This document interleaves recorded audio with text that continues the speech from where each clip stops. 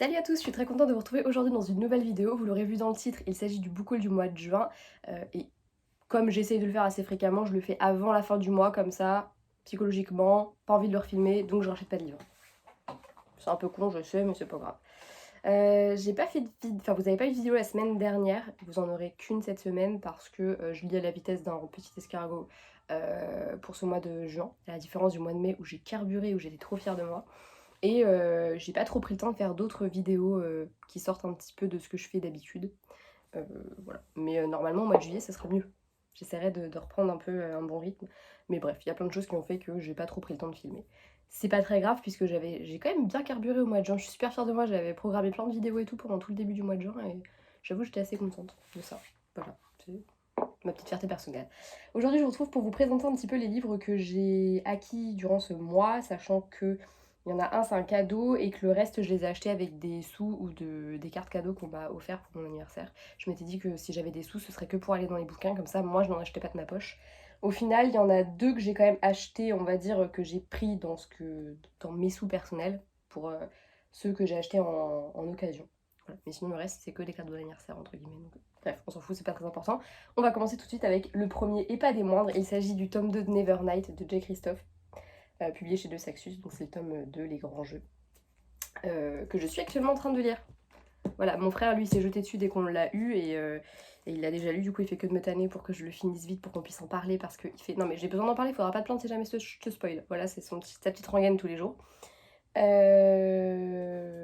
sans surprise, hein, c'était un livre que je voulais à sa sortie et j'avais demandé à une amie qui travaille en librairie de me le précommander et au final elle me l'a offert pour mon anniversaire dès qu'elle l'a reçu et je l'ai eu avec un jour d'avance. C'est ma petite fierté personnelle parce que bah, je l'ai pas commencé tout de suite, on s'en fout, mais quand même j'étais hyper contente de l'avoir le 16 et pas le 17.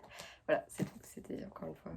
Bref, vous savez que j'ai adoré le tome 1 de Nevernight puisque je vous l'ai présenté le mois dernier et bah, j'ai qu'une hâte, c'est d'avancer un peu plus et de savoir ce qu'il en est pour ce tome 2 qui, ma foi, démarre déjà sur les chapeaux de roue. Voilà, on adore et puis vraiment cette édition est sublime hein, avec, bref, très ambiance, je sais pas ce que je voulais dire mais voilà, bref, il est magnifique, il est trop beau et puis il est trop bien aussi. Disney Nevernight, c'est vachement bien, vraiment vachement bien.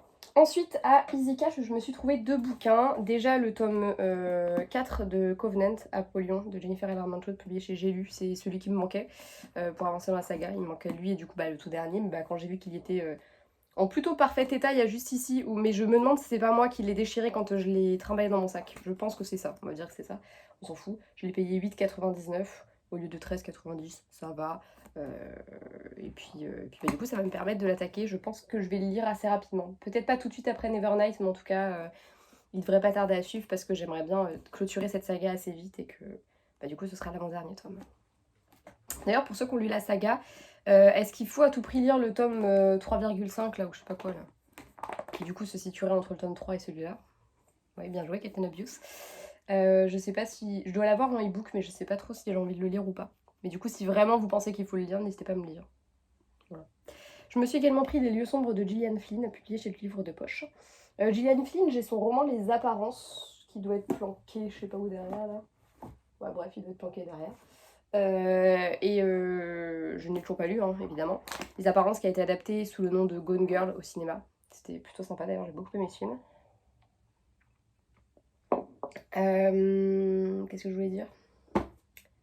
Que oui, je me suis fait la remarque que je n'avais pas beaucoup de thrillers dans ma bibliothèque, de polar et compagnie, et que bah, j'avais bien envie d'en avoir dans ma bibliothèque. Du coup, bah là, je me suis un peu penchée dans les rayonnages, parce que j'aime autant en acheter d'occasion. Parce que, voilà, c'est pas le genre que j'adore le plus au monde. Et du coup, il était à 2,99 et le résumé me plaisait bien. Voilà, donc on verra bien ce que ça donne. Encore une fois, n'hésitez pas à me dire si jamais vous l'avez lu. Ensuite, j'ai une carte cadeau Cultura et du coup, je me suis acheté deux petites romances. Je me suis pris À main docile d'Emma Green. Donc c'est le troisième tome de la saga. Alors en grand format, ils sont publiés sous les... C'est la saga bleue là. Cœur insoumis, À main docile et... Corps impatient. Et moi du coup j'avais lu le tome 2 en premier parce que évidemment comme une grosse débilos, je l'avais acheté alors que c'était en tome 2. C'est pas très grave, c'est des personnages, enfin c'est des tomes compagnons on va dire. Du coup quand le tome 1 était sorti en poche, je l'avais acheté et je l'avais lu. moyen bof, j'ai préféré le deuxième. Et celui-là, depuis le début, il me fait hyper envie, mais bah là, sachant qu'il est sorti en poche et que j'avoue que les éditions en poche, je les trouve super sympas, bah je me suis dit pourquoi pas. Puis ça va me faire patienter jusqu'à la sortie du prochain Emma Green qui sortira le mois prochain. J'ai super hâte d'ailleurs de le découvrir. J'en profite, je te range tout de suite, toi. C'est bien mon petit. Et je me suis également pris Love Forever, donc qui réunit Love Deal et Love Play de Alfreda Henry. C'est une autrice que je ne connais pas, donc je l'ai encore jamais lu, mais j'en ai entendu beaucoup parler, elle tourne pas mal sur Bookstar. Et je me rappelle, j'avais lu le résumé de Love Deal, j'avais trouvé ça sympatoche. Et là, bah, c'était un petit peu l'occasion qui faisait que, parce qu'il n'y avait pas grand chose comme livre à Cultura quand j'y suis allée qui me tentait plus que ça. Enfin, je m'étais vraiment fait une liste de livres que je voulais m'acheter et que je m'étais dit, bon bah je vais en profiter avec cette carte cadeau et puis avec les sous qu'on m'a filé pour pouvoir les acheter. Puis au final, les deux que je me rappelle, je m'étais dit, bon bah, si celui-là il y est, je prends lui, s'il y est pas, je prends l'autre. Au final, ni l'un ni l'autre n'y était. Il y en avait d'autres où, oui, c'est vrai que c'en est qui me font envie, mais pas suffisamment. Je m'étais vraiment fait ma petite liste, donc quand j'ai vu celui-là, je me suis dit, bon bah, prends-le. Et du coup, après, bah, il me reste assez pour me prendre un poche, et du coup, bah, j'en ai profité, j'ai pris celui-ci. Il me fait bien envie, je pense que ça va être une de mes prochaines lectures, honnêtement. Parce que bref, il me fait envie, puis j'ai envie de lire un peu de romance. Ça fait un moment, j'en lis très peu. Enfin, je dis ça, mais j'en ai lu une au début du mois, donc je suis un peu con. Mais voilà, bref. Du coup, comme je n'avais pas trouvé ce que je voulais et que j'étais un petit peu déçue, je suis allée à la boîte à livres et j'ai pris du coup ce tome 3 d'Acotar, donc Un palais de cendres et de ruines de Sarah Ginas, publié chez La Martinière Jeunesse. Je le veux depuis que j'ai terminé le tome 2, que je me fais violence pour ne pas l'acheter. Voilà, j'essayais vraiment de trouver des bonnes raisons pour ne pas l'acheter, et puis bah du coup... là j'ai eu une occasion pour l'acheter, donc je l'ai fait et j'ai très hâte de lire. Pareil, je pense que... En fait, c'est très... Tous ceux que j'ai achetés, c'en est vraiment que j'avais, à part le polar là, les lieux sombres, le reste c'est que des livres que vraiment j'ai hyper envie de lire tout de suite quoi. Enfin, je dis pas que le polar me fait pas envie, mais disons que les autres, c'était vraiment des livres que je voulais qui étaient sur... À part, oui, Love Forever non plus, mais maintenant j'ai envie de le lire. Mais sinon, c'est que des livres que vraiment je voulais lire là, qui me font vraiment hyper envie, donc je suis assez fière de moi parce que j'ai pas craqué pour d'autres livres. Donc bref, très hâte de lire. Et enfin le dernier, et pas des moindres, il s'agit du tome 3 partie 2 de The Mortal Instruments Renaissance de Cassandra Clare. Sachant que j'ai la partie 1 dans ma pile à lire depuis un moment et que avant de la lire, je voulais avoir le tome 2 entre mes pattes. Voilà, parce que je sais qu'ils sont beaucoup plus courts que les tomes 1 et 2, et déjà les tomes 1 et 2, je les ai laminés en 2-2. Voilà, je voulais avoir la saga complète. En plus de ça, plus tôt j'aurais fini Renaissance, plus tôt je pourrais attaquer la nouvelle saga qui est sortie. Je ne sais plus comment elle s'appelle. Qui tourne autour de Cordelia, je crois. Alors, je sais plus si c'est Cordelia... Si, ça doit être... Bref, on s'en fout, c'est pas très important. Bref.